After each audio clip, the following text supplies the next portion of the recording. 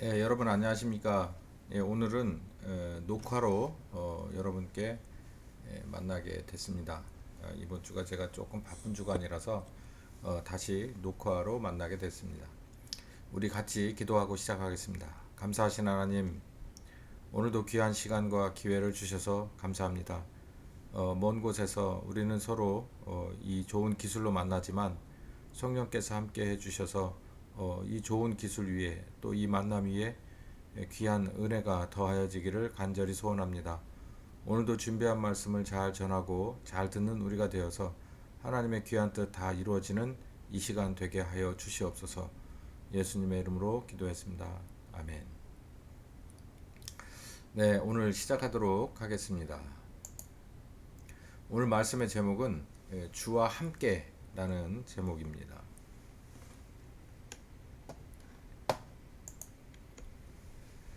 먼저 본문에 들어가기 앞서서 이 부분을 좀 주의를 환기시키고 복습하고 시작하도록 하겠습니다. 아버지 하나님이 이 계획을 세웠죠. 그러니까 이거 뭐 우리가 이렇게 얘기하잖아요. 하나님의 뜻 이렇게 얘기하잖아요. 하나님의 뜻이라고 하면 굉장히 넓은 얘기입니다. 좁게 말해서도 하나님의 뜻이 있고 또 넓은 의미에서도 있는데 이거는 성경에서 성경 전체를 놓고 봤을 때 하나님의 뜻을 말하는 거예요. 그러니까 이거는 전 우주적인 계획이죠. 그래서 어느 한 사람에게 있어서 하나님의 뜻, 어느 한 나라, 어느 때에 하나님의 뜻이 다 구체적으로 있겠지만 이거는 전체적으로 모든 것을 총괄하는 성경을 중심으로 한 그런 얘기를 하는 겁니다. 아버지 하나님은 늘 계획하시는 분이죠. 아버지 하나님이 계획이 있었습니다. 이게 뭐가 있냐면 아버지 하나님은 우리와 함께 영원한 안식을 계획하셨어요. 그러니까 여러분들이 이건 뭐 외워두셔도 좋고 이제 성경을 공부하고 살아가다 보면 이 영원한 안식을 계획하신 하나님의 마음을 이해할 수 있을 겁니다.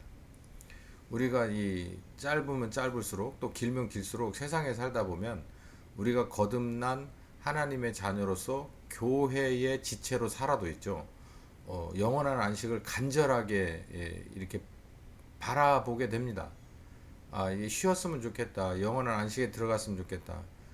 그렇죠. 우리 아침에 출근할 때 저녁 때 퇴근해서 가정에서 맛있는 음식 먹으면서 TV도 보고 얘기도 하면서 이제 그런 걸 그 안식을 꿈꾸잖아요. 그것처럼 우리는 여기 뭐 어떤 사람 말 맞다나 이렇게 지나가는 나그네 같이 소풍 나온 사람처럼 여기를 살기 때문에 아무리 여기 뭐 소풍으로 나와도 출장으로 나와도 늘 집이 마음속 한 구석에 이렇게 자리 잡은 것처럼 이 안식이라고 하는 것을 늘 갈망하게 되죠. 아버지 하나님은 우리와 함께 영원한 안식을 꿈꾸셨다. 그러니까 안식을 목적으로 무언가 일을 하고 계시다라고 하는 겁니다. 지금도 하나님은 일하시는 거죠. 그러니까 뭘 위해서? 영원한 안식을 위해서 일하시는 거예요. 네. 그래서 이 안식을 꿈꾸면서 뭔가를 계획을 하셨다는 거예요. 그 계획 속에 이 세상의 모든 만물 들어있고 그 가운데서 가장 중요하고 가장 소중한 우리 사람 들어가 있죠. 그러나 이제 여러분 아시다시피 선악과 사건이 있었습니다. 이게 하나님 아버지에게는 굉장히 이 정말 힘들고 고통스러운 사건이죠. 이 사건 가장 소중한 것이 이제 하나님의 뜻대로 계획대로 진행되지 않고 이제 어긋나 버린 거죠. 하나님이 이제 이걸 고쳐야 되는 이 문제를 발생시킨 사람에 대해서 뭔가를 좀 고쳐야 되는 상황이 돼서 새로운 계획을 세우셨다는 건데 그게 이제 그리스도 예수 창세기 3장 15절이죠. 그 제가 이름을 이렇게 한번 정해봤어요. 오늘 말씀의 제목이 여기서 나왔는데 주와 함께 이게 포인트죠. 그러니까 하나님의 플랜 B의 포인트는 뭐라고 설명을 길게 하지만 그냥 그 꼭지에다가 이렇게 붙이고 싶은 거예요. 주와 함께. 뭐든지 주와 함께. 예. 주와 함께 태어나고 주와 함께 살고 주와 함께 죽고 주와 함께 부활하고 주와 함께 안식하고 이 주와 함께라고 하는 것으로 시작해서 마무리 지면 될 것 같아요. 이 선포하셨다. 그래서 주님과 함께 십자가로 죽는 거죠. 주님과 함께 부활로 다시 사는 겁니다. 주님과 함께 땅의 끝으로. 이거는 하나님이 원하시는 재물의 길이 끝이죠. 우리 삶에 있어서 제대로 하나님의 자녀된 사람에게 가장 영광스러운 길입니다. 이 땅의 끝으로. 그리고 주와 함께 영원한 안식으로. 이 사실은 이게 예수님이 가신 길이에요. 이게. 그리고 우리가 뒤따라가서 결국은 여기 하나님의 영원한 안식의 계획에 우리 또한 일부분이 돼서 진짜 안식에 들어가게 되는 거죠. 이게 아버지 하나님의 계획이란 말입니다. 그래서 마태복음 7장 21절에 나더러 주여 주여 하는 자마다 천국에 다 들어갈 것이 아니다. 다만 하늘에 계신 내 아버지의 뜻대로 행하는 자라야 들어갈 것이다 라고 할 때 아버지의 뜻이 이런 이야기가 내포되어 있는 겁니다. 그래서 그날에 많은 사람이 나더러 와서 주여 주여 우리가 주의 이름으로 선지자 노릇했습니다. 주의 이름으로 귀신도 쫓아냈습니다. 주의 이름으로 많은 권능을 행치 아니하였습니까? 왜 우리를 모른다고 하십니까? 이제 이런 얘기거든요.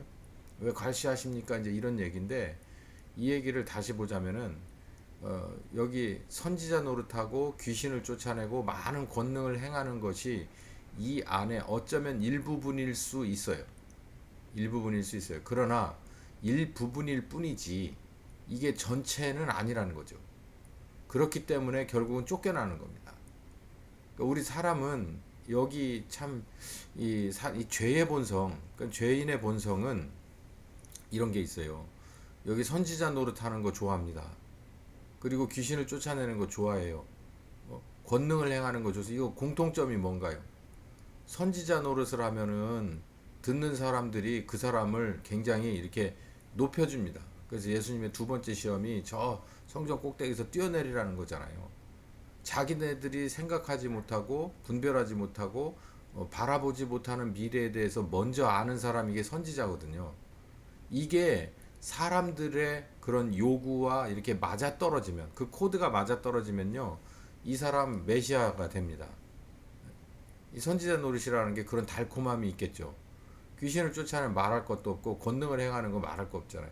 예수님의 생에서도 이 세 가지가 다 있었는데 그때마다 예수님이 이렇게 이 대접을 받으시는 게 말하자면 사람이 달콤할 만한 그런 대접을 다 받아요. 그런데 여기 가만히 보면 이 주와 함께라고 하는 새로운 작전명이 말해주듯이 주와 함께 십자가로 가자 그러면은 이게 선지자 주와 함께 십자가로 가자는 이 뭡니까 이 주제 아래서 선지자 노릇 해보세요. 귀신을 쫓아내고 권능을 행해보세요.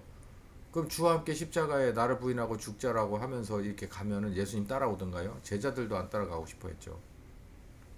그냥 주와 함께 부활되길 원하고 주와 함께 영원한 안식에 들어가길 원하고 아니 영원한 안식보다는 이 세상에서 뭔가가 이 세상에서 안식하는 것으로서 극대화되길 원하는 거죠.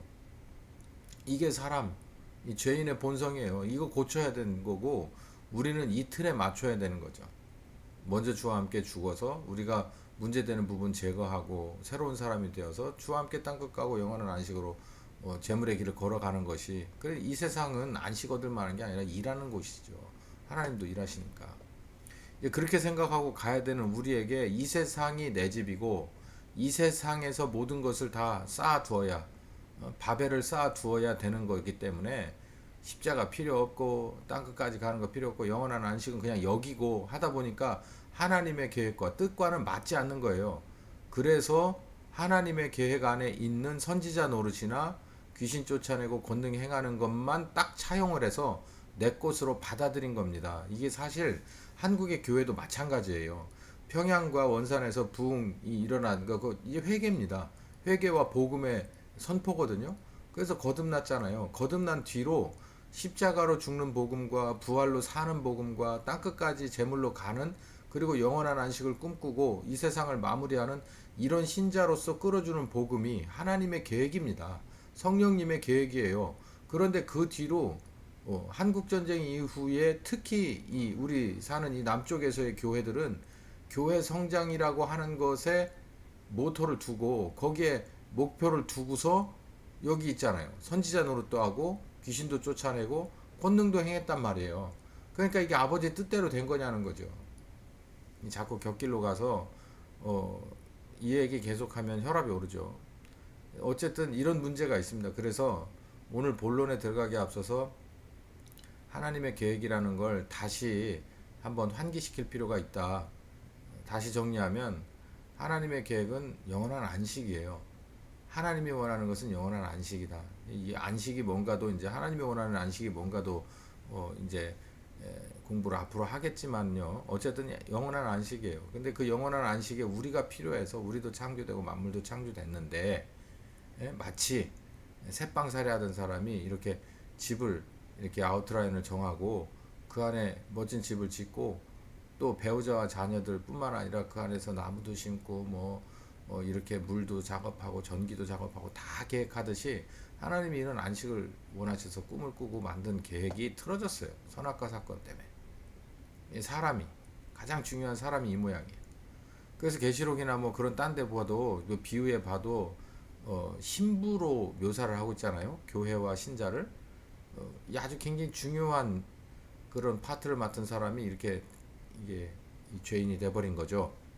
그래서 주와 함께라고 하는 모토 아래서 주와 함께 십자가로 그리고 부활로 땅의 끝까지 안식으로라고 하는 계획을 세웠는데 이 계획에서 벗어나는 것은 어떻게 한다고 하면 그때 내가 저희에게 밝히 말하되 내가 너희를 도무지 알지 못한다. 불법을 행하는 자들아 내게서 떠나라. 하나님은 굉장히 냉철하신 분입니다. 차가운 면이 있으세요. 공의 하나님이죠. 하나님의 뜻을 좀 봤습니다. 그럼 첫 번째 주와 함께 십자가로 이거는 우리가 늘 들어오던 말씀인데 좀 서둘러서 지나가 보도록 하죠.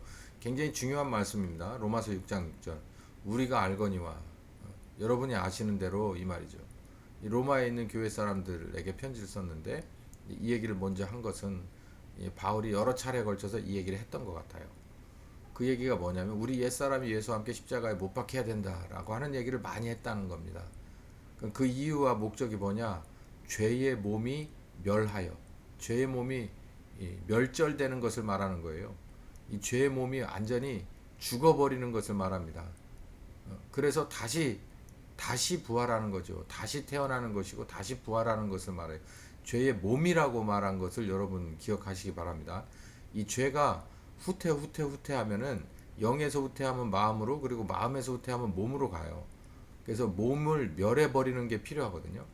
그러니까 죄 때문에 멸하는 거죠. 죄 때문에 멸해서 다시 부활시키는 건데 다시는 우리가 죄에게 종노릇하지 않게 이 몸속에 있었던 죄의 근성이 우리를 결국 종노릇하게까지 한다. 우리의 마음도 다시 정복하고 영도 더럽혀서 하나님과 분리되게 해서 결국은 종으로 끝까지 부려먹다가 결국은 죽인다. 사망으로 밀어넣어 버린다. 이제 그렇게 되지 않기 위해서 우리의 이 죄의 몸에 옛사람이 예수와 함께 십자가에 못 박혀야 된다라는 거예요. 그러니까 못 박혀 진짜로 손에다 예수님 십자가에 못 박힌데 같이 우리도 못을 팡팡 박아버리면 죄의 몸은 멸해버리죠 진짜. 그리고 나서 이제 아무런 의미가 없는 거예요. 이거는 상징적인 얘기라 그런 실제적인 못 박힘을 얘기하는 것이 아니고 주와 함께 십자가에 못 박혔다는 것은 이제 이 갈라디아서 3장 27절에도 나오듯이 누구든지 그리스도와 합하여 침례를 받아라. 이것도 또 비유예요. 예수님이 어디 있어요? 예수님과 더불어 같이 그분이 침례하고 우리가 이런 침례를 받느냐? 아니요. 여기서 보면 실마리가 있는데 그리스도로 옷 입었다라고 하는 거예요. 그리스도와 같은 유니폼을 입는다. 하나 되어 옷을 그리스도와 똑같은 옷을 입게 된다. 그래서 침례를 받는 것. 자, 이것도 상징적인 이야기라 어렵다면은 마태복음 16장 24절은 이런 말씀이 있습니다. 예수께서 제자들에게 이르시되 누구든지 나를 따라오려거든 뭡니까? 십자가에 같이 죽는 것으로 따라오려거든 침례를 받으러 따라오려거든 이렇게 하면 되겠죠? 자기를 부인하고 자기 십자가를 지고 나를 쫓을 것이라. 이것도 약간은 상징성이 있는데 이 얘기를 무엇으로 저는 축약해서 말하고 싶으냐면 말씀 앞에 정직한 거예요.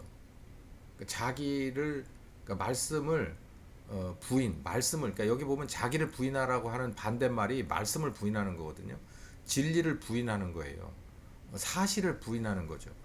이게 하나님을 존중하는 것은 다른 게 아니라 하나님의 말씀을 사실로 인정하고 존중해 드리는 것이 하나님을 존중하는 겁니다. 우리 부모님을 존중하는 게 뭘까요? 부모님이 우리에게 가르쳐 주시고 꼭 하지 말라고 하는 것과 하라고 하는 것을 말을 잘 듣고 내 생각과 약간 다르더라도 따라 드리는 것이 부모님을 존중해 드리는 거잖아요. 그것처럼 이게 자기를 부인하라는 얘기는 말씀 앞에 자기를 부인하라. 반대로 말하면 말씀을 인정하라라는 얘기죠. 그렇게 하려면 뭐가 있어야 되냐면 정직해야 됩니다. 이게 팔이 안으로 굽어서는 안 돼요. 내가 보는 말씀이 아니라 하나님 편에서의 말씀으로 정확하게 볼 줄 알아야 됩니다. 그래서 결국은 나에게 뭔가가 아프더라도 힘들더라도 뭐 고통스럽더라도 그게 맞으면 맞다고 인정을 해야 돼요. 그러면 내가 틀렸다라는 것을 시인할 수 있어야 되는데 이게 사람이 쉽지 않거든요. 내가 이것저것 다 참아도 내 자존심 구겨지는 건 못 참는다. 이게 사람인데 말씀이 나에게 자존심을 세워주는 거라면 얼마든지 오케이. 그런데 그렇지 않고 내 자존심을 꺾어야 되는 거다. 이럴 때 네 스스로를 꺾을 줄 알아라 라고 하는 말씀이에요. 그게 뭐다? 그리스도와 함께 침례를 받는 거고 예수님과 함께 십자가에 못 박히는 거예요. 예수님이 십자가에 못 박힐 때 그렇게 하고 박혔고 예수님이 물속에 들어가는 건 죽는 것을 의미하거든요. 침례. 예수님이 죽으러 들어갈 때 이 십자가를 질 때 다 똑같은 거. 이게 자기를 부인하지 않으면 갈 수 없는 길이에요. 죄를 짓지도 않았죠. 그 고통받을 일 없어요. 그 왜 그 흉측한 곳에 갑니까? 더군다나 십자가 죽음으로 명분서지 않는 죽음을 왜 가야 합니까? 자기를 부인하고 아버지의 뜻이기 때문에 간 거예요. 자기에게 배당된 십자가도 못 지면 되겠습니까? 말씀 앞에 자기를 부인하는 거, 자기 십자가를 지는 건요, 사실 어마어마한 일을 하는 게 아닙니다. 이렇게 걸어오면서 가만히 뒤를 돌아다 보면 저건 당연히 내가 해야 될 일이에요. 소위 말해서 내가 만들어 놓은 지저분한 거 내가 치우는 거거든요. 내가 어질러 놓은 거 내가 치우는 거예요. 우리 교회 학교 애들한테 뭘 가르칠까요? 뭐 여러 가지 가르쳐 줘야 될 거. 십자가 복음 가르쳐 주고 부활의 복음 가르쳐 주고 승천과 무슨 뭐 재림의 복음 가르쳐 주고 막 이런 거 뭐 탄생의 복음 가르쳐 주고 이런 되게 중요한데 이런 거 되게 중요합니다. 자기가 어질러 놨으면 자기가 재밌게 놀았으면 자기가 정리를 해야 하는 게 필요해요. 그게 성경적이에요. 가만히 우리 이 방송을 들으신 분들 중에 우리 이 교회 학교에 관련되신 분들 생각해 보세요. 자기가 어질러 놓은 거 자기가 치우는 거 성경적이에요. 오늘 마태복음 16장 24절이 이거 너 원상복귀 해야 돼. 네가 이거 어질렀잖아. 그러면은 누구든지 애들이 그래요. 이거 싫어. 안 해. 못 해. 안 할 거야. 징징거리고. 우리 똑같아요, 어른도. 이거 너 때문에 발생한 문제잖아. 이거 네가 잘했냐 잘못했냐. 그러면은 저 사람 핑계를 계속 댑니다. 자기 부인 안 돼요. 인정하기 안 이게 사실 맞는 얘기인데도 불구하고 인정을 안 해. 그러면은 그 다음 해법이 없어요. 그 말씀 앞에 정직하게 이거 내 잘못된 부분이구나 그러면 인정을 하고 그리고 자기 십자가를 지는 거예요. 그러니까 이거 니네들이 재미나게 놀았고 먹었고 어질러 놨으니까 우리 깨끗하게 치우자. 그러면은 맞습니다. 선생님 말씀이 맞아요. 엄마 말이 맞아요. 그러고서 이렇게 치우면 얼마나 이쁘겠어요. 더 많은 걸 주고 싶고 더 많은 기회를. 그런데 그렇지 않으면 문제가 되잖아요. 근데 사실 따져보세요. 자기가 어질렀으니까 자기가 이거는 아주 만고불변의 진리죠. 그러니까 자기를 부인하고 십자가를 지라는 게 뭐 대단한 걸 요구한 게 아니라고. 우리가 죄인이니까 이게 어렵지. 이게 점점 이게 바뀌어가면서 새 사람이 되어가면서 보면은요 그게 어려운 일이 아니라 당연한 일인 거예요. 그러니까 주와 함께 십자가로 가라는 게 억울한 일이 아니에요. 사실 억울한 건 십자가로 갈 필요 없는데 우리 때문에 가시는 주님이 억울한 거고 십자가에 진짜 죽으러 가신 우리 주님이 정말 원통하고 절통한 거지. 그럼에도 불구하고 아버지의 뜻과 우리를 향한 사랑으로 순종함을 배우셔서 갔다는 게 히브리서 저자 말 아닙니까? 우리는 그것까지는 지금 몰라요. 근데 이것부터 해봐요. 그러면 알아채어 갑니다. 그분이 어떤 분인지를. 그게 뭐냐면 말씀 앞에 자기를 부인하고 자기 십자가를 치는 아주 이 지극히 초보적인 데서부터 시작하는 거예요. 자, 우리 주일학교 애들한테 이거 먼저 가르치면 어떨까요? 내가 어질러 놓은 것, 내가 어질러 놓은 것만이라도 치우자. 더 나아가서 내가 어질러 놓은 것 치우다가 남이 어질러 놓은 것 하나 더 치워보자. 이렇게 가는 것도 나쁘지 않을 것 같아요. 그러면은 이제 뭐 거센 반발에 부딪힐 겁니다. 내 건데 이건 제가 한 건데 절대 안 하고 싶어요. 이거 율법이죠. 물론 자기가 한 거 자기가 다 하는 게 중요하죠. 그러나 경우에 따라서 아프거나 뭐 다른 일이 급한 게 생기거나 했을 때는 내가 좀 도와줄 수도 있는 거거든요. 그게 뭐 사랑이라고 말하기보다는 그게 그냥 교양입니다. 그리스도인으로서의 서로 간의 교양이에요. 믿지 않는 사람도 아니고 같은 울타리 안에서의 그런 교양이에요. 내가 너를 사랑하면 너희도 서로 사랑하라. 이 어마어마한 것까지는 거기에 뭐 포장지를 깔 수도 없지만 그냥 덕입니다. 덕. 그런 거부터 이렇게 자꾸 영역을 넓혀주는 거죠. 요즘 그런 거 가르쳐 주지 않잖아요. 그게 그냥 삶의 모범이 되고 또 이것이 자연스러운 우리다움이야라고 하는 것을 가르쳐 주는 거죠. 이게 근데 성경에 배경이 없어요? 굉장히 중요한 얘기예요. 주와 함께 십자가로 가란 얘기 우리가 뭐 10년도 넘게 공부를 했지만은 우리가 정말 얼마나 그런 삶을 살고 있느냐는 정말 또 다른 얘기 같습니다. 자기를 부인하고 자기 십자가를 지고 내가 만든 문제 내가 묵묵히 지우고 나오고 치우고 나오고 정리하고 나오고 그리고 예수님을 쫓을 수 있어요. 기본이란 말이에요. 기본. 이게 주와 함께 십자가로. 로마서 8장 12절에 13절에 보면은 그러므로 형제들아 우리가 빚진 자다. 육신에게 져서 이게 누구한테 빚을 졌어요? 예수님에게 빚 졌죠. 우리 가야 될 십자가 죽음 예수님이 대신 죽으셨잖아요. 제물로. 빚 졌죠.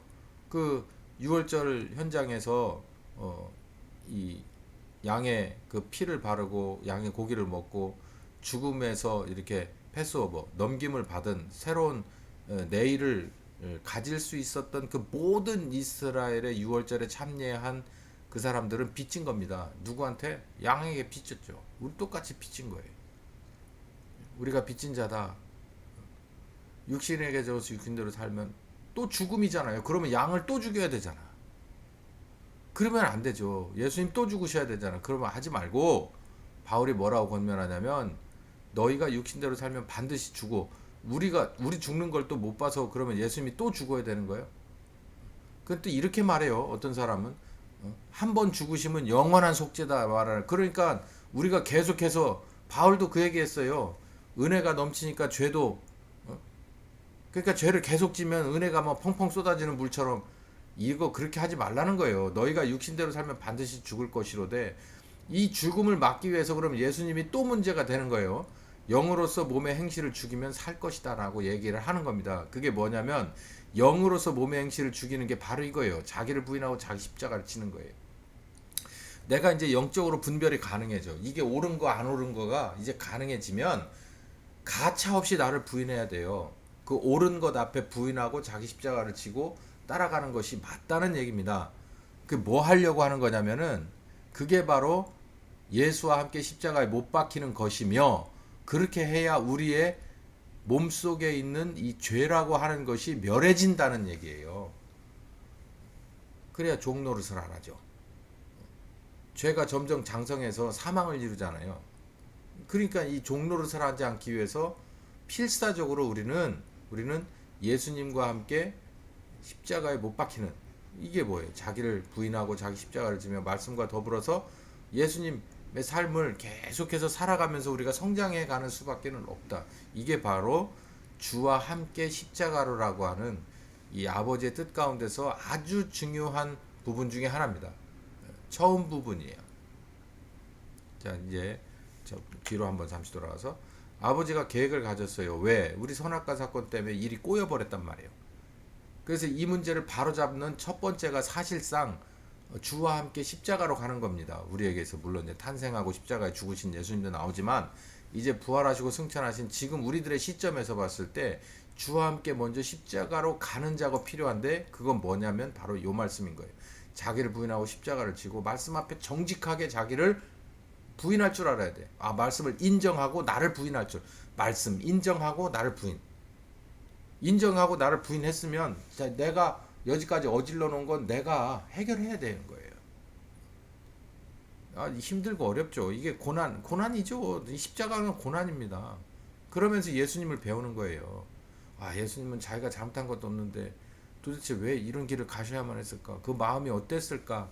나는 내가 잘못한 것을 해결하러 이렇게 가는데도 이렇게 어려운데 하루아침에 끝나는 일 아닙니다. 제가 상담할 때 이렇게 상담해요. 당신이 10년 동안 잘못해 왔으면 최소한 10년 동안은 거슬러 나와야 될 생각을 해라. 그게 1년 감해지면 얼마나 좋은 거냐. 절반으로 감해지면 진짜 할렐루야 감사합니다.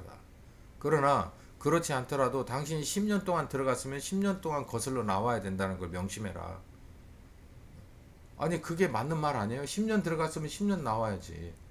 오히려 자동차가 앞으로 가는 건 쉬워요. 뒤로 나오는 게 어렵지. 10년 더 걸릴 수도 있는데 그래도 나와야 되는 거잖아요. 이런 모든 얘기들이 우리들이 해왔고 들어왔고 그렇게 살아가고 거부하고 뭐 때로는 그런 말씀드려요. 이러면서 어떤 일이 벌어지냐면 우리 속에 있는 이 몸 속에 있는 죄라고 하는 것들이 점점 궁지에 몰리고 이 죄라고 하는 것들이 점점 사멸되기 시작하는 거예요. 자, 이제 요 얘기를 좀 이렇게 세 가지로 나눠서 제가 개종하고 개조 개혁이라고 하는 말씀으로 가끔 여러분께 전해드렸던 요 얘기를 다시 한번 해봅니다. 주와 함께 부활로. 자, 이제 좀 전에 제가 말씀드렸을 때 주와 함께 십자가로 가는 것도 이 세 가지 부분이거든요. 우리들의 영과 마음과 몸인데 주와 함께 부활로 다시 사는 것도 이 세 가지 부분이에요. 자, 다시 주와 함께 십자가로 가는 것도 영, 개조의 마음, 그 다음에 개혁의 몸, 요 세 가지가 다 가는 건데 주와 함께 부활로 다시 사는 것도 이 세 부분이 다시 다 산다는 거예요. 그러면은 이 앞부분에서 말씀을 안 드렸어도 여기에서 드리면 이게 연결이 되겠죠. 잘 들어보십시오. 주와 함께 죽고 주와 함께 다시 사는 건데 이게 복음의 핵심이잖아요. 자, 그러면 우리들의 영이 주와 함께 죽고 주와 함께 삽니다. 이렇게 보면 되겠죠. 그걸 그냥 개종이라고 말했어요. 종자를 바꾸는 작업. 왜 이렇게 할 수밖에 없었냐면 아까 말씀드린 대로 하나님이 계획을 세우셨고 플랜 B가 나오게 된 건 선악과 사건인데 선악과 사건은 바로 우리들이 하나님의 씨에서 죄의 씨로 오염됐기 때문입니다. 씨가 오염되면요, 이거는 농부들은 가차없이 그 씨를 폐기시켜 버려요. 뭐 태워버리거나 뭐 이게 뭐 이걸 뭐 고쳐서 쓰려고 하지 않아요. 씨가 잘못된 건요, 그냥 치워버립니다. 그리고 새로운 씨를 사오는 거예요. 온전한 씨를 사오는 겁니다. 우리의 영이 그렇거든요. 우리의 씨에 해당하는 것이 우리의 영이에요. 여기로부터 출발하는 거예요. 보이지 않는 것으로부터 보이는 것이 있어진 겁니다. 닭이 먼저냐 계란이 먼저냐 이 얘기를 하고는 좀 다른 거예요. 보이지 않는 것에서 출발해서 보이는 것이 났기 때문에 보이지 않는 영에서 출발해서 우리들의 몸이 있는 거예요. 하나님이 영이시잖아요. 영에서 출발해서 우리가 있는 거잖아요. 우리는 말단이에요. 하단.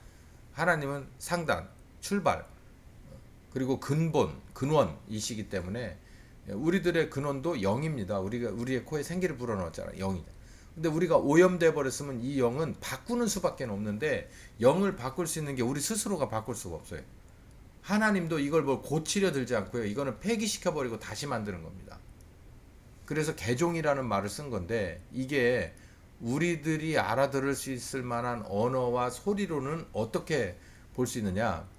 마가복음 1장 15절에 또 마태복음 3장 1절에 구약에 예언되어 있던 말씀대로 하나님이 예언했던 것대로 광야에 외치는 자의 소리, 그게 바로 회개, 하나님이 부르시는 거예요. 때가 찼고 하나님 나라가 가까웠으니.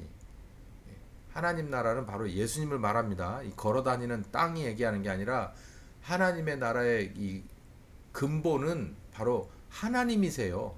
우리는 나라라고 하면 우리는 몸을 입었기 때문에 항상 땅을 말하는데 어디서부터 어디까지냐 이걸 말하는데 그게 사람이 보는 시각과 하나님이 보는 시각은 달라요. 하나님의 나라는 하나님이 있는 곳이 하나님의 나라예요. 그러니까 때가 찼고 하나님의 나라가 가까웠으니 이건 바로 예수님 메시아 때를 말하는 거죠. 메시아의 때, 하나님이 예정하시고 선포하신 메시아의 때가 가까웠다. 그런데 니네가 할 일이 있어. 뭐냐면 회개해야 돼. 그리고 복음을 믿어야 돼.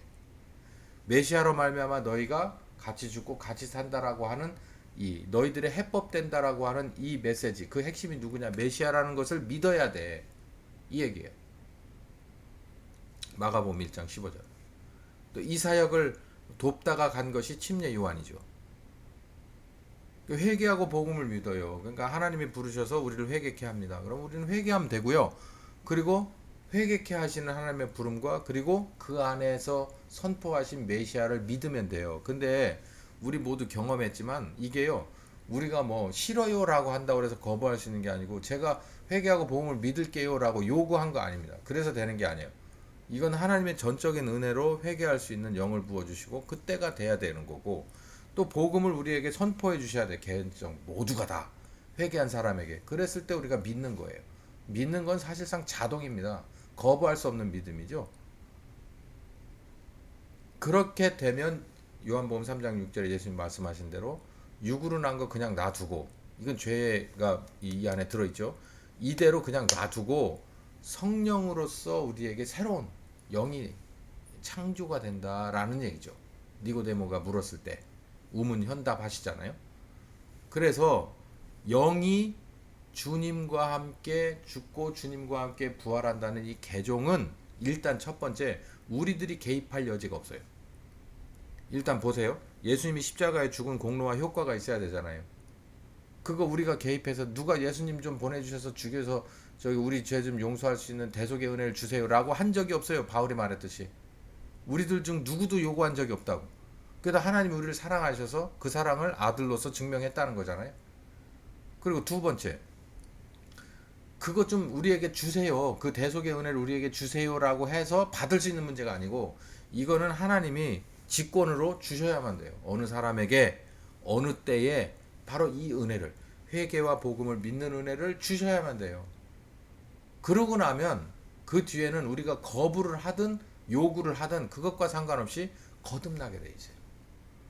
그러니까 이 영으로 하나님과 더불어서 죽고 다시 사는 이 개종의 파트는 사실상 우리들의 영역이 아닙니다. 이거는 그냥 하나님의 순리대로, 하나님의 뜻대로 그렇게 때가 되면서 그렇게 우리에게 이루어졌던 과거형이고, 또 지금도 이루어지는 사람도 있을 거고 또 앞으로 이루어질 사람도 있겠죠. 이건 제가 이렇게 알려드리는 거지, 사실상 이걸 알려드린다고 이거 공식으로 나는 언제 회개하고 언제 복음을 믿어지나 뭐 이런다고 그래서 뭐 그게 당겨지고 할 일은 아니라는 거죠. 이건 우리가 손댈 수 있는 부분이 아닌 거예요. 마치 아버지가 할 분은 아버지가 해야지 우리 자녀된 우리가 어떻게 할 수 있는 게 아니잖아요. 아버지의 직장 일을 우리가 어떻게 알아요?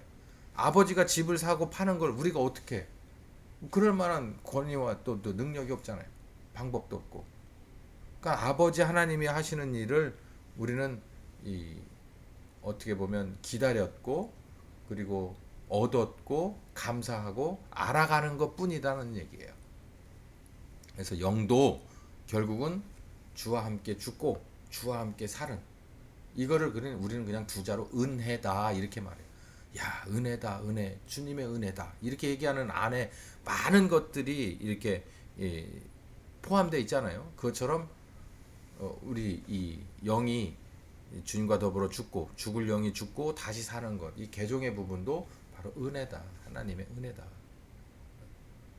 예수님의 십자가 죽으신 공로와 효과의 은혜다 이렇게 말하는 거죠. 그리고 내게 주셨으니 얼마나 감사한 더 큰 은혜냐, 그걸 이 젊었을 때 주셨으니 얼마나 더 큰 은혜냐, 이제 이렇게 은혜로서 평가할 수 있는, 고백할 수 있는 것이죠. 자, 그러면 이제 이 두 번째 거, 마음입니다. 혼이죠. 마음은 개조입니다. 개조. 바꾸는 거예요. 개조는 이렇게 인테리어를 바꾼다고 그러잖아요. 리모델링 한다고 그러죠. 이게 마음을 리모델링 하는 거예요. 마음은 새롭게 개종하는 것이 아니라 개조하는 것입니다. 왜냐하면 개종은 이미 끝났어요. 그러면은 이제 그 안에서 개조를 하는 것이에요. 무엇을? 마음을 개조를 해요.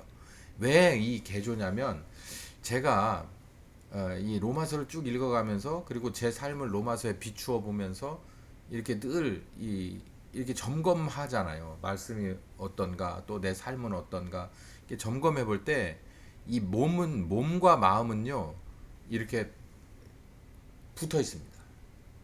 마음은 보이지 않잖아요, 여러분. 근데 몸은 보이잖아요. 근데 보이지 않다고 마음이 없는 게 아니더라고.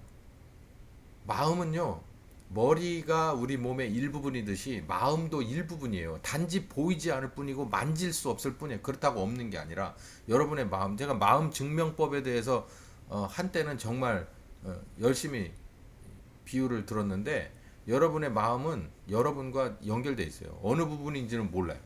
만져지지 않고 보이지 않을 뿐이지만 그러나 마음이라고 하는 게 있습니다. 여러분의 내장기 안에 있는지 아니면 이 머리나 손처럼 밖에 붙어 있는지 그건 잘 모르겠어요. 아마 안에 들어 있지 않을까요? 우리 마음 하면 가슴 손대잖아요. 아마도 이 안에 어딘가에 들어 있는데 우리가 이 해부학적으로는 가시적으로 아니면 어떤 초음파적으로 볼 수가 없을 뿐이지 형상을 반드시 있어요. 그렇기 때문에 마음은 고치는 데서 시작하는 거예요. 고치는 데 하나님이 고치는 거예요. 이거는 뭐라고 말하냐면 이 아까 말씀드릴 때 자기를 부인하고 십자가를 지라고 하는 주와 함께 십자가를 이 두 자로 딱 줄여봐라 그러면은 정직 말씀 앞에 정직이라고 말씀드린다면 이 마음의 개조 이 잘못된 내 죄악된 마음의 개조는 불신에서 믿음이에요. 이 마음의 문제 이 죄의 마음의 문제는 항상 꼬투리가 어디서부터 시작되냐면 불신에서부터 출발해요. 부모와 자녀들 간에 불신이 싹트게 하는 것 그거 하나님 쪽에서 오는 거 아닙니다. 마귀 쪽에서 오는 거예요. 아무리 못난 것 같아 객관적으로 못났어도요. 자녀는 부모에 대해서 신뢰가 있어야 돼요. 지금 그 뱃속에서 나왔고 그 씨에서 나왔는데 그걸 업신여긴다는 것 자체가 뭐 굳이 동양 철학을 말하지 않더라도 그건 불쌍놈의 자식인 거예요. 어떻게 자기가 낳은 자기 뱃속과 자기 씨를 업신여길 수가 있습니까?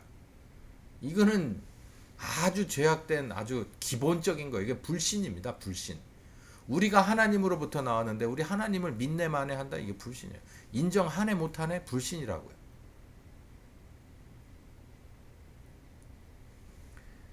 그래서 이 죄의 마음과 그리고 개조된 마음은 불신과 믿음의 마음이다 이렇게 말씀드릴 수가 있어요. 이 꼬투리로 이렇게 풀어나가면은 대부분 이 공식이 맞습니다. 죄의 마음은 불신이에요. 뭐든지 보면 불신하고부터 보는 거예요. 아니 그렇다고 그냥 뭐든지 그냥 믿는 바보 천치 되란 말입니까? 뭐 개돼지 되라는 얘기예요? 아니 그게 아니라 믿음이라고 하는 게 맹목적으로 그냥 레밍처럼 따라가는 건 믿음이 아닙니다. 그건 믿음이 아니에요. 미혹이라고 하죠. 그건 미혹. 미혹됐다. 믿음이라고 하는 건 좋은 면에서 이 사람이 나에게 거짓말을 해도 이 사람을 넘어서서 그 거짓을 넘어서서 앞으로 이렇게 됐으면 좋겠다라고 하는 그런 아주 하나님적인 차원에서요. 하나님 우리를 믿어요. 우리를 불신하지 않아요. 왜? 예수님의 십자가의 복음과 부활의 복음이 있기 때문에 우리를 믿고 우리를 구원하시려고 하는 거예요. 미래를 보고서. 그게 믿음인 거예요. 믿음은 바라는 것의 실상이에요. 보이지 않는 것의 증거라고 하잖아요. 그 말씀 안에 많은 것들이 들어있잖아요. 그래서 우리들의 마음의 개조는 뭐든지 안 돼요, 못 해요, 불신하는 데서부터 출발해서 뭐든지 주님 안에서 뭐든지 됩니다라고 하는 뭐 그렇다고 뭐 조엘 오스틴이라 말하는 대로 긍정의 힘 뭐 이런 거 얘기하는 거 아닙니다. 좀 더 말씀을 한번 보죠.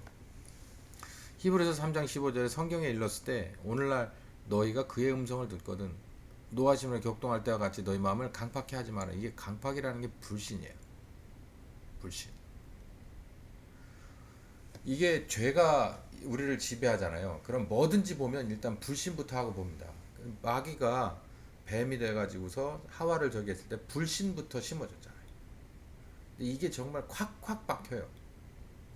믿음이라는 얘기 막 튕겨져 나가는데 불신이라는 얘기는요 정말 날카롭게 쏙쏙 들어옵니다. 쉽게 뽑히지도 않아 이거. 정말 어려운 거예요. 그렇기 때문에 이 리모델링보다 차라리 부셔버리고 새로 짓는 게 편하다고 하는데 하나님은 그 어려운 걸 하시는 거예요. 왜 아까 말씀드린 대로 몸과 우리들의 몸과 마음이 직접 연결돼 있어요. 이거를 개조해야 되는 거예요. 그래서 구약의 성경에 보면 불신과 믿음의 이야기예요. 하나님 쪽의 사람들은 항상 믿음으로. 그래서 믿음의 조상은 아브라함이잖아요. 믿음으로 출발해서 믿음으로 끝나는 사람. 하나님은 믿음으로 출발해서 믿음으로 열매를 맺는 건데 성경에 보면 그 반대편 이야기가 나옵니다. 그래서 불신 대 믿음의 이런 그 겨루는 그런 전장인 거예요. 그게 마음 차원이든 몸이든. 그 여기 보면 마음을 강팍하게 하지 말아라는 이 얘기가 40년 동안이나 12명이 정탐을 하고 나서 실패하고 불신으로 실패하고 40년 동안이나 뱅글뱅글 돌았던 그 사람들 결국 다 죽었지 않냐라고 하는 비유를 들면서 너희들도 그렇게 되지 말아야 하는데 그 핵심이 뭐냐? 하나님의 음성을 들었을 때 하나님의 음성은 언제나 참되거든요. 진리예요. 하나님의 음성은 정말 진리입니다. 항상. 그래서 하나님은 진리시잖아요. 그러니까 우리가 그 진리가 죄악된 우리에게 딱 처음 들어왔을 때 우리를 찌른다고요. 말씀은 살았고 운동력이 있다고 히브리서에서 말하잖아요. 우리를 찌른다고. 그러니까 우리의 마음을 그냥 강팍하게 밀어내버리지 말라는 거예요. 불신이 바로 밀어내는 거거든요. 반사. 불신이에요. 그렇게 하지 마라. 아까 읽었던 대로 마태복음 16장 24절 자기를 부인해라. 자기 십자가를 져라. 그러니까 마음을 개조한다는 것은 불신의 마음에서 믿음으로 정직입니다. 정직해야 돼요. 정직은 좀 사람이 기분 나쁘고 창피해요. 작은 걸 작다 말하고 들었는데 왠지 그래요. 근데 작은 걸 크다고 얘기하면 그럼 기분 좋습니까? 그러니까 작은 걸 크다고 얘기하면 작은 사람을 큰 사람이다. 이 정도면 키가 크죠. 그러면 기분 좋은 건가요? 이런 거예요. 오히려 진리는 진리대로 받아들여야 그 다음이 있습니다.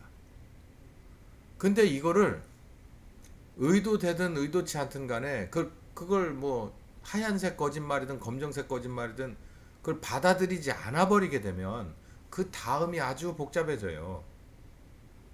작은 사람에게 아유 이만하면 크죠. 그러면은 그건 사실상 정말 뼈저린 욕입니다. 욕. 그건 또 사실이요? 아니잖아요. 우리의 마음이 그런 마음이 돼야 돼요. 사실은 사실대로 받아들일 줄 알아야 돼요. 힘들고 어렵더라도 있죠. 사실대로 받아들이는 데서부터 그 다음이 출발할 수가 있어요.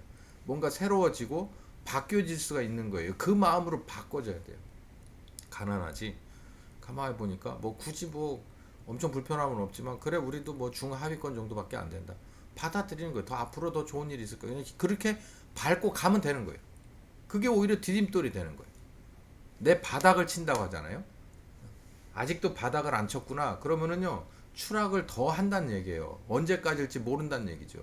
그게 정말 심각한 얘기입니다. 근데 내가 그걸 받아버리면 있는 그대로 그냥 받아내버리면 그 다음이 있어요. 바닥을 친 거기 때문에 불신은 계속해서 피해 다니는 거예요. 어디까지 가요? 사망까지 내려가는 거예요. 그러지 말라는 거예요. 이 잘못됐냐? 잘못된 거 그냥 받아들이는 거예요.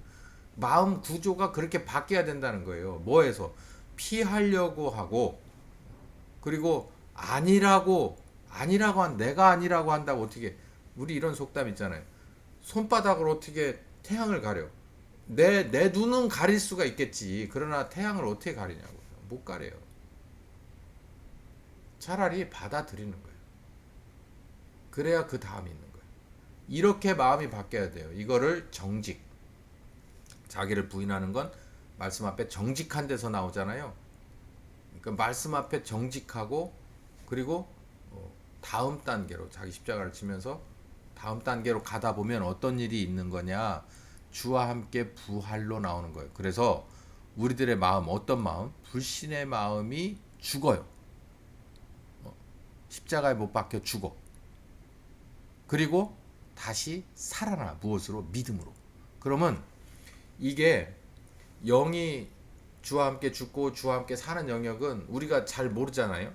그런데 이게 어디서 알게 되느냐면은 마음이 주와 함께 복음과 함께 십자가 복음과 함께 죽고 다시 부활하면 불신의 마음이 죽고 믿음의 마음이 살아나거든요.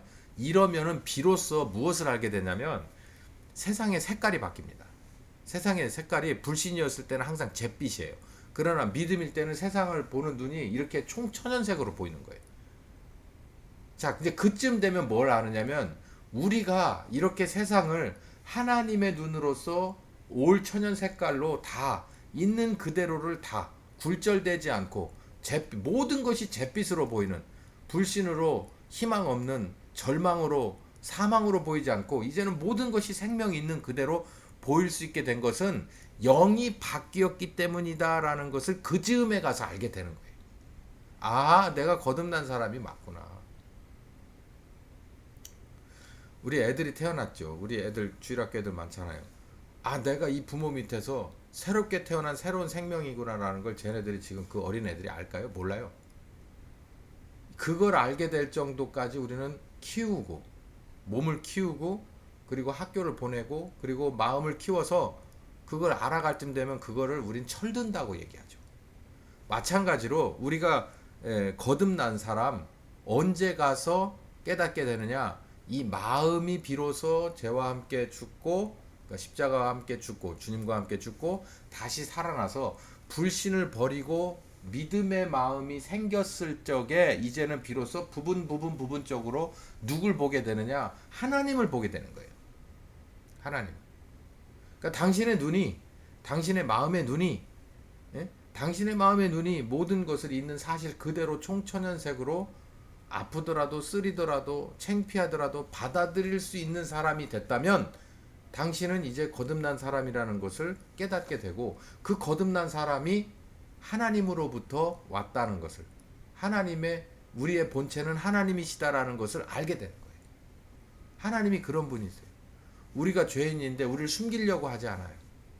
마귀가 이 사람들 죄 졌습니다라고 끌어다가 받쳐놨을 때 하나님 목전에다 갖다가 꽁꽁 묶어서 집어 쳐놨을 때 이거 내가 만든 피조물이 아니야 이렇게 거부하지 않았어요. 받아들이고 십자가로. 이게 하나님과 사탄과의 다른 거예요. 우리의 마음도 죽을 마음이에요. 죽을 마음. 죽을 마음이기 때문에 몸은 말할 필요도 없는 거죠. 그런 뭐 온통 잿빛으로 보여요. 온통 불신이요. 온통 불신. 그 불신의 시작이 창세기 3장 6절 아니에요.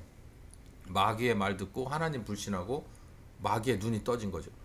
거기에서 이제는 예수의 십자가 공로와 효과로 인해서 우리가 개종되고 하나님의 은혜로 전적인 은혜로 개종되고 마음이 말씀 앞에 정직해 가면서부터 서서히 뭐가 바뀌느냐?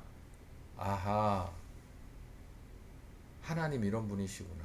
하나님 이런 분, 뭐 했을 때 내가 말씀 앞에 정직했을 때 그게 바로 우리들의 마음이 십자가에 죽고 그리고 주와 함께 부활하는 거죠. 마음이 새롭게 다시 사는 거예요. 불신의 마음은 살았지만 죽은 거고요. 이 주와 함께 말씀 앞에 죽고 다시 살아난 마음은요. 그게 이제는 믿음의 마음은요. 그게 이 생명의 근원 대신 하나님의 자녀로서의 올바른 모든 것이 하나님의 눈으로 보여지는 겁니다. 불신을 제거했기 때문에 하나님을 믿는 믿음에서 보면 모든 게 가능성이에요. 모든 게 감사고. 이게 바로 주와 함께 죽고 주와 함께 사는. 그래서 불신은 죽고 그리고 믿음으로 사는. 하나님을 믿음으로 사는. 그러면서 이렇게 점점 이 죄를 사멸시켜 가는 겁니다. 이제 죄가 이제 영에서 쫓겼죠. 마음으로 다 왔는데 마음의 불신을 막 심어주는 것이 말씀 앞에 복종하고 따라가면서 순종하며 따라가면서 믿음의 사람으로 바뀌어가죠. 그래서 부활해가죠. 그럼 이제 어디까지 내려오냐? 몸으로 갇힙니다. 몸에 갇혀요. 이 죄는 이퀄 사망이잖아요. 죄는 곧 사망입니다. 그래서 이 사망을 가장 적나라하게 펼쳐내는 곳이 눈으로 우리가 이제 눈으로 이제 뭐 드러나고 몸으로 감각할 수 있는 데가 몸이잖아요.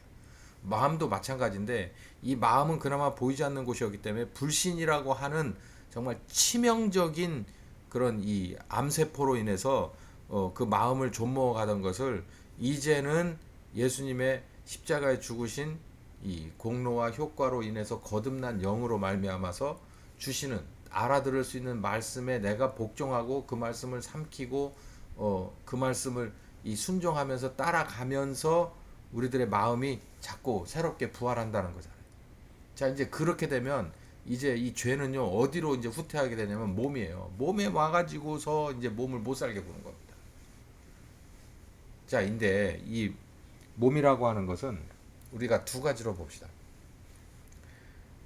마음하고 직접 연결된 게 몸이라고 그랬잖아요. 그러니까 마음이 불신의 마음에서 믿음의 마음으로 바뀌어가면 우리가 불순종에서 순종의 사람이 됩니다. 그러니까 행동이 바뀐다는 거예요. 그러니까 마음의 열매는 몸의 행동입니다. 마음의 열매는 몸의 행동이에요. 그러니까 뭐 마음의 열매로 인해서 가을이니까 시집을 썼어요. 그게 마음의 열매라고들 생각하겠죠. 근데 진정한 성경을 볼 때 진정한 마음의 열매는 그 마음의 열매를 말로 끝나는 게 아니라 행동까지 가는 거예요. 마음을 표현한 게 말일 뿐이에요. 그건 행동으로 열매가 되지 않잖아요. 그냥 마음을 표현한 거다라고 하는데 시집처럼. 근데 그 마음의 표현을 몸으로써 움직이는 거하고는 좀 다릅니다. 이거는 순종 대 불순종이에요. 히브리서 5장 8절부터 10절에 그가 아들이시라도 받으신 십자가의 고난, 십자가로 가신 그리고 받으신 그 고난을 통해서 순종함이라는 것을 증명했다는 거예요. 그러니까 마음으로 인정을 했으면 몸으로도 그렇게 순종을 해야 된다는 거죠. 그러니까 마음의 열매가 바로 순종, 몸의 순종으로 맺어지는 거다라는 것을 예수님이 증명했다는 거예요. 온전하게 되었은즉 자기를 순종하는 모든 자에게 영원한 구원의 근원이 되시고 멜기세덱 반찰조는 대제사장이라 칭함을 받았느니라라고 하는 이 말씀이 우리 또한 불신의 마음에서 믿음의 마음으로 바뀌어서 믿음으로 말미암아서 이렇게 살자, 이렇게 말하고 이렇게 행동하자라고 하는 마음을 따라서 그 마음, 하나님 주신 마음을 따라서 살아가게 된다면, 순종하고 살아가게 된다면 어떻게? 자기를 순종하는 모든 자, 예수님이 그렇게 순종하면서 고난을 받으셨잖아요. 그 고난까지도 받으셨죠. 말도 안 되는. 자기를 순종하는 모든, 그렇게 그런 스타일을 사는 모든 자에게 구원, 영원한 구원의 근원 되셨다. 그렇게 만들어 주신다. 영원한 구원은 바로 여기서 이루어지는 거예요. 여기서 이루어지는 거예요. 영원한 구원은. 자, 다시요. 우리의 영은 하나님 편에서 주시는 전적인 은혜와 때이기 때문에 그건 이제 일단 접어두고 말씀을 듣고서 그 말씀을 따라서 내가 정직하게 나를 부인하고 말씀을 인정하고 그리고 받아들이는 것이 바로 불신에서 믿음으로 바뀌는 마음의 십자가에 죽는 것과 부활하는 복음입니다. 그러니까 마음이 십자가에 죽는 것은 말씀 따라서 내가 인정하고 나를 부인하는 것이고 그리고 믿음으로써 내 마음을 바꾸는 것이 부활하는 거라고 말씀드렸어요. 자, 그리고 나서 그 마음이 무엇을 영향을 주냐면 몸에 영향을 줘요. 몸에 영향을 주면 몸은 이렇게 로봇 같아서 마음이 움직이게끔 하는 대로 움직이는데 우리들의 몸이 이렇게 습관이라고 하는 게 있잖아요. 중독. 그래서 가만히 있어도 뭐 이 강아지 뭐 조건 뭐 무슨 반사 하잖아요. 그래서 흰 거를 갖다 보여주면 이제 침이 고이는 것처럼 이게 습관, 중독이라는 게 있어요. 사람에게 좋은 것에 습관이 되고 좋은 것에 중독돼야 되는데 그런 걸 중독이라고 말하진 않죠.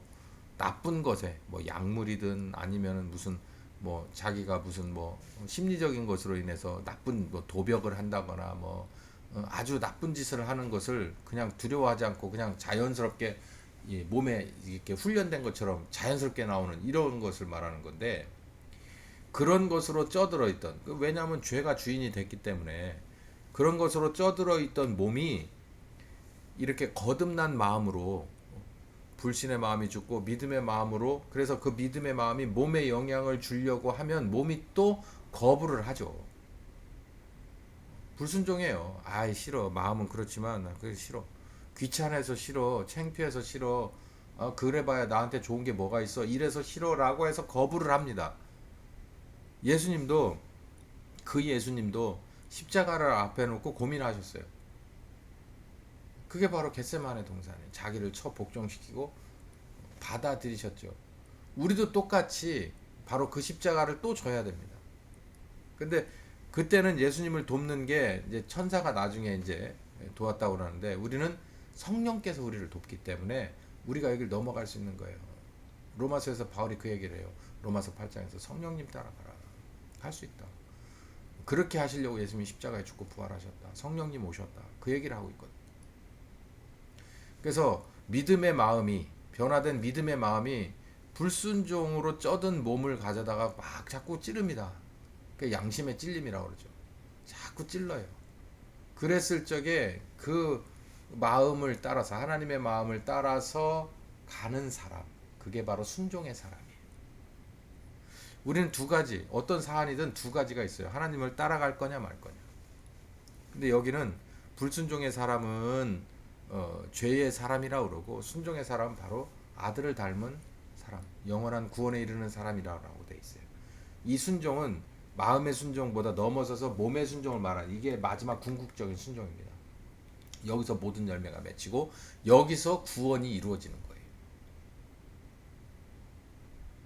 마태복음 16장 24절에서 25절까지도 그 얘기를 하잖아요. 자기를 부인하고 자기 십자가를 져라. 자기를 부인하는 것은 생각으로 마음으로 해요. 근데 그러면 마음으로 자기를 부인하고 말씀을 정직하게 받아들였으면 몸으로 하는 것은 십자가를 말하는 거죠.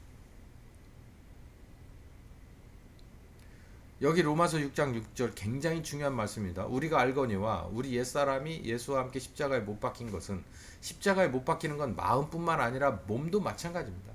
불순종, 내가 좀 살아보겠다고 십자가를 거부하던, 내가 그 하나님 주시는 마음과 말씀에 근거한 그 마음과 그리고 그 믿음에 순종하지 않고자 하는 것은 내가 십자가 지려고 안 하는 거 똑같은 거예요. 근데 순종한다면, 예수님이 십자가를 순종하셨잖아요. 우리도 그 마음을 순종하고 그 말씀을 순종하는 데까지 간다면, 여기 보세요. 십자가에 못 박힌 것은 죄의 몸이 멸하여. 이건 뭐냐면 몸이 그냥 죽는다는 얘기가 아니라 우리의 이 하나님의 거룩한 몸 속에 들어있는 죄의 근거가 사멸된다는 얘기예요. 사멸돼서 다시는 우리가 죄의 종로로 타지 않는다. 여기 보니까 다시는, 이거 완전히 종료되는 거죠. 끝나버리는 거잖아요. 그러니까 사멸돼야 끝나는 거잖아요. 암세포가 사멸돼야 끝나는 거예요. 자, 죄의 몸이 멸하여 다시는 우리가 죄에게 종로로 타지 않는 것. 그러려고 우리가 뭐를? 마음이 말씀과 더불어 죽어 불신의 마음에서 믿음의 마음으로 새롭게 부활하고, 그리고 믿음의 부활한 그 새 마음이 우리들의 불순종의 죽을 몸에 영향을 미쳐서 우리가 몸으로 나를 쳐 복종시킨 예수님처럼 십자가를 복종하면, 그 말씀을 복종하면, 따르면 어떤 결과가 몸에 나느냐면 죄가 우리 몸속에서 죽어요. 그래서 다시는 종로로 타지 않아요. 그러면 이게 두 가지거든요. 예를 들어서 이 중독이라고 하는 것도 마음에서부터 문제가 돼서 몸에 되는 게 있고요. 그리고 이 약물 중독 같은 거는 이제 몸에서 역사해가지고 이게 이 몸을 이렇게 좌지우지해서 몸을 쪄들게 만들어서 이렇게 이 마음을 거부하게끔 만드는, 이 두 가지죠. 그러니까 몸에서 국한된 게 있어요. 몸으로부터 출발해서 몸을 망가뜨리는 그런 중독이 있어요. 뭐 쉽게 말해서 약물 중독이라든가 술 중독이라 담배 중독, 이거 여기 말하는 거고, 그리고 이 마음의 중독이라고 하는 것은 아까 말씀드린 대로 이 불신의 마음에서부터 파생돼 가지고 몸을 아주 그냥 집요하게 장기적으로 그러나 완벽하게 무너뜨리는, 이게 불신의 마음이 결국은 어디 가느냐면은 우울증까지 가요. 절망스럽고 그러니까 불신이 항상 상처를 입으면서 자기에게 절망, 너는 안 돼. 세상은 너를 미워해. 이 세상은 나를 미워하지. 세상이 나를 사랑해줘요. 하나님이 사랑해주지. 이런 거예요. 벌써 보는 각도가 다른 거예요. 이 1등만 좋아하는, 1등만 좋아하지 누가 2등을 좋아해. 솔직히 까놓고 당신은 안 그래요? 그러나 하나님은 2등도 마다하지 않아요. 이렇게 우리는 마음이 바뀌어가는 거예요. 세상이 어떻게 나를 대해줘도 상관없어요. 나와 하나님 사이는 그렇지 않기 때문에 우리는 꿋꿋하게 살아내는데, 그렇지 못한 사람은 불신의 마음으로 그냥 끝까지 가면 결국은 희망이 없어져요. 절망이죠. 절망, 포기. 그러다 결국 우울증 가고 결국 자살하는 거예요. 그러던 우리들의 옛사람의 몸이 마음의 찐울림으로 인해서 몸까지도 중독돼 버리는, 아주 이건 정말 총체적인 문제가 되는 사람이죠. 이런 사람들이 마음에서 변화가 일어나서 몸까지도 변한다. 이것이 바로 로마서 6장 6절이에요. 우리 옛사람이 예수와 함께 십자가에, 우리 옛사람의 마음과 몸이 예수와 함께 십자가에 못 박혀서 죽고 다시 살아나는 것은 죄의 몸이 사멸돼서, 우리들의 몸속에 있는 죄가 사멸돼서 우리는 다시 종로타지 않게 그렇게 하려고 하는 거다라는 거예요. 이게 바로 하나님의 계획이다. 주와 함께라고 하는 계획이다라는 거예요. 그러면 몸에서 일어나는 것은 두 가지입니다. 하나는 마음이 변화해서 몸이 건전한 사람으로 바뀌어요. 자, 이 과정에서 어떤 일도 벌어지느냐면, 소위 말해서 치료의 귀한 역사도 이 안에서 일어나요. 치료와 치유의 역사. 그러니까 마음에 병든 것에 문제된 사람은 마음에서부터 풀어지고, 그 마음에서 풀어진 것이 어디까지 가냐면 몸까지 가는데, 이 안에서 치료의 기적이 일어나는 거예요. 저는 우리나라의 이 복음의 역사를 보면, 성령님의 역사를 보면, 사도행전을 보면 치료의 역사가 사실상 3분의 2예요. 근데 이 치료의 역사 가운데서도 한 절반은 뭐 방언이나 이런 차원의 은사고, 그리고 몸의 치료도 사실은 한 30%? 아니다, 뭐 한 20% 정도 있을 것 같아요. 왜냐하면 워낙에 이게 크게 느껴지기 때문에. 그래서 뭐 암 환자가 나섰습니다. 뭐 어떤 거 3기였는데 말기였는데 나섰습니다. 이러는 사람들이 심심치 않게 많이 일어났던 적이 있어요. 지금은 그렇게 많은 편은 아니고 거의 없다시피 하죠. 사실 주변을 돌아보세요. 근데 우리는 그것만 도드라지게 쳐다보는 거예요. 근데 제가 오늘 말씀드리는 것 안에 그런 기적도 포함되어 있어요. 왜냐하면 진짜 사도행전을 읽어봐도 그런 일이 일어났거든요.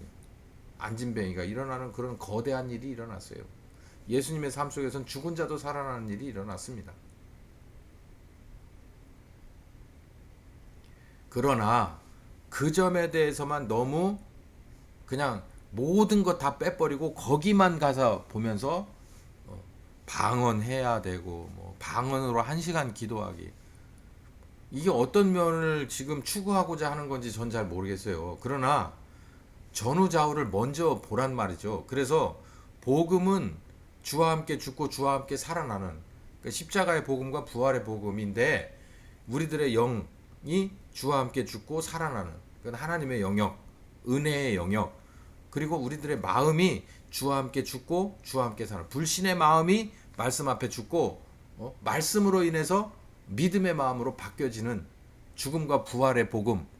그리고 그러면은 우리들의 몸도 순종함에 따라, 순종 여부에 따라서 믿음의 마음이 우리들의 몸도 개선시키고 개혁시키는 거죠. 개혁. 완전히 뒤집어 놓는 거죠. 개혁시키고, 그 개혁의 맨 말단에 어떤 표적이 따르느냐면, 이렇게 중증인 사람이 이렇게 완치가 되는 이런 일이 벌어지는 거예요. 근데 우리는 이 말단을 그냥 처음이자 끝으로 보는 거죠.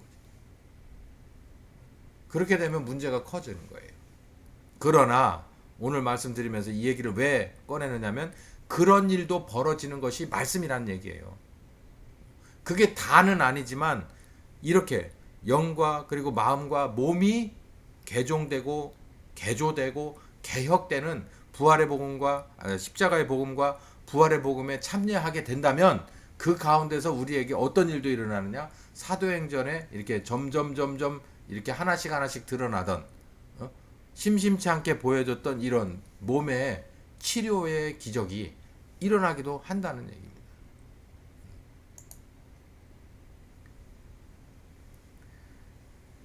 아까 이제 이게 좀 길어서 잊어버리셨을 텐데 아버지 하나님의 계획 가운데서 주와 함께 십자가로, 주와 함께 부활로, 그 다음에 세 번째가 주와 함께 땅끝으로 영원한 안식으로입니다. 이제 여기에서 주와 함께 땅끝까지라고 하는 얘기는 이제 뭐 짧게 끝낼게요. 요것도 이제 언젠가 길게 공부할 때가 있을 텐데요.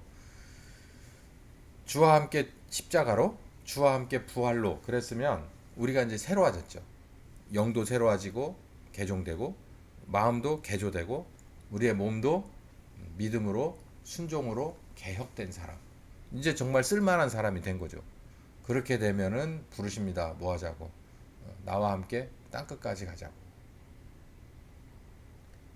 요것도 굉장히 중요한 말씀이죠. 사도행전 1장 8절 마가복음. 요때 요게 우리에게 주어지는 말씀이고 이 전에는 따라가고 싶어도 못 가요. 가자고도 하지도 않지만 소용없습니다. 그래서 늘 말씀드린 대로 옛사람이 죽은 사람이 이제 사도행전 1장에 나오는 대로 주님 앞에 자기를 드리고 이렇게 자발적으로 드리고 그리고 따라가게 그 요구에 내민 손을 잡아서 사역자가 되는 거죠. 따라가는 겁니다. 땅끝까지 간다. 주와 함께 영원한 안식에 들어간다. 계시록에 보면 영원한 안식의 모습이 이렇게 나오고 있죠. 요 두 말씀은 뭐 사실 오늘은 좀 줄이는 게 좋을 것 같습니다. 시간이 많이 갔기 때문에. 자, 다시 복습하고 끝낼게요. 오늘 말씀의 제목은 주와 함께인데 아버지 하나님의 계획이 있었어요. 안식이었습니다. 영원한 안식. 우리와 함께 영원한 안식. 그래서 다 만들어 놓고 우리가 문제감을 일으켜줬어요. 그래서 여기 핵심이 두 가지예요. 오늘 말씀의 중심이 주와 함께 십자가로 가는 방법, 주와 함께 부활로 사는 방법, 십자가로 죽는 방법, 부활로 사는 방법. 이게 아버지의 뜻대로 요거 안 되면 소용없다. 그리고 나서 땅끝까지 가서 영원한 안식으로 진짜 들어가는 것. 요 얘기인데 주와 함께 십자가로 죽는 방법은 늘 말씀드렸듯이 우리의 죄의 몸이 멸해서 결국은 궁극적으로 죄의 종로로 나가는 죄 때문에 고민스럽지 않은 사람 만들기 위해서다. 그러려면 말씀 앞에 정직하게 자기를 부인하는 것 필요하다. 요걸 말씀드렸고 말씀 앞에 정직하게 그게 바로 무엇이냐? 영적인 개종은 하나님의 은혜 가운데 전적인 시간과 때가 있으니 요거는 일단은 차치하고 아까 말씀 앞에 정직하는 것은 바로 이 마음의 문제다. 마음이 개조되는 문제다. 말씀은 항상 진리로 다가오기 때문에 불신하는 마음을 벗어버리고 믿음의 마음으로 화답한다면 자기를 부인하고 화답한다면 죽을 불신의 마음이 십자가에 죽고 살아날 믿음의 마음이 새롭게 부활한다. 그러니까 불신의 마음은 십자가에 못 박혀 죽고 믿음의 마음으로 부활한다. 그렇게 믿음의 마음으로 부활한 사람이 불순종의 죽을 몸을 다시 살리는 일을 하는데 불순종의 죽을 몸을 십자가에 못 박아 죽이고 그 다음에 순종의 거룩한 몸으로 우리를 다시 부활시킨다는 얘기예요. 누굴 본받아? 고난으로 순종함을 배우셨던 고난으로 자기 몸의 고난으로 순종함을 배우셨던 그 예수님의 순종함을 따라 또 도우시는 성령님을 따라서 내게 주어진 십자가뿐만 아니라 주님에게 주어진 십자가까지도 지는 성령님과 함께 동행하는 순종의 삶을 살아가면 우리 짐은 쉽고 가벼워요. 왜냐하면 성령님이 우리를 돕기 때문에 그 성령님의 도우심이 없으면 우리는 못 집니다. 이거 순종 못해요. 근데 순종할 수 있는 거예요. 왜? 성령님이 우리를 돕기 때문에. 그러면은 우리들의 몸속에 있는 죄가 사멸돼서 죄의 종로로 타지 않아요. 그 얘기는 마음이 미혹되지 않고 몸이 허탄한 곳에 따라가서 중독되지 않는다라는 얘기입니다. 그리고 나서 결국 몸의 맨 말단에 있는 육신도 죽을 수밖에 없는 상황에서 다시 새 생명으로 치료되는 그런 일들도 비일비재하게 일어난다. 그게 바로 몸의 부활이다. 마음의 부활이요, 몸의 부활이고, 이게 바로 아버지의 뜻대로 되는 것이다. 이렇게 된 사람이 주와 함께 땅 끝까지 가자는 바로 예수님의 요청에 자기를 순종하고 자기를 들여서 성령님과 더불어서 사역자로서 증인으로서 가게 된다. 그러고 나서 마지막에 우리가 들어갈 주님 예비하신 이곳에 새롭게 된 새 사람이, 그리고 맡기신 일을 다 완성한 그 사람이 영원한 안식에 들어가는 것이다. 내가 들으니 보좌에서 큰 음성이 나서 가로되 보라 하나님의 장막이 사람과 함께 있음에 사람이 저희와 함께 거하리니 저희는 하나님의 백성 되고 하나님은 친히 저희와 함께 계셔서, 함께, 이게 이거예요. 우리는 하나님의 백성 되고 하나님은 우리와 함께 계셔서.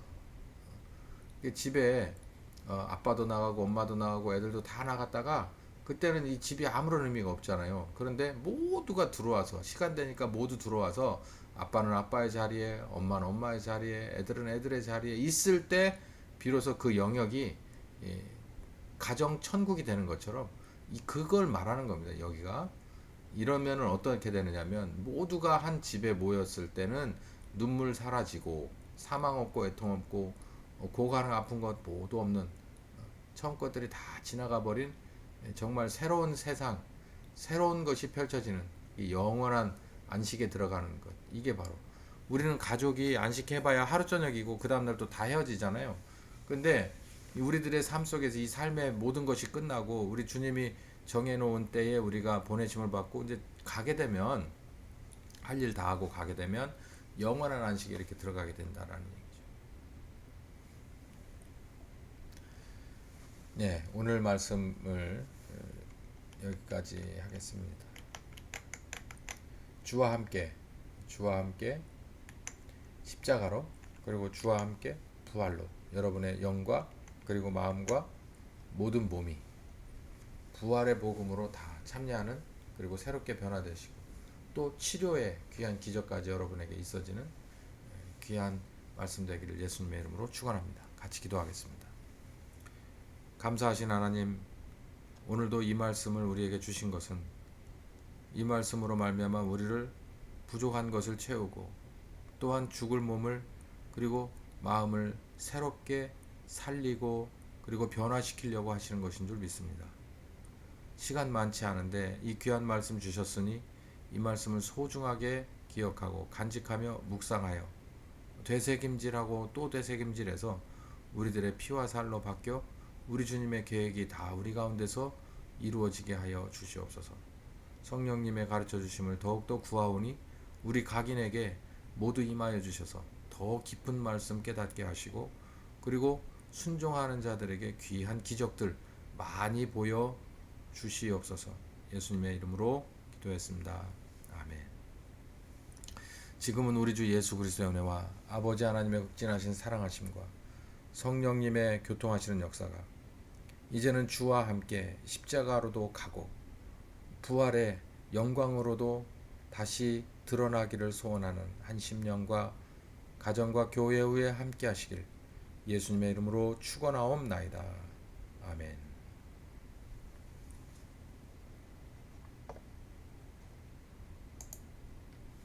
네, 오늘 여기까지 하겠습니다. 한 주간 정도 더 있다가 여러분을 만나게 될 텐데요. 어쨌든 이 말씀이 여러분에게 큰 힘과 능력이 돼서 승리하시는 한 주간 되시기를 바랍니다. 여기까지 하겠습니다. 오신 여러분 감사합니다.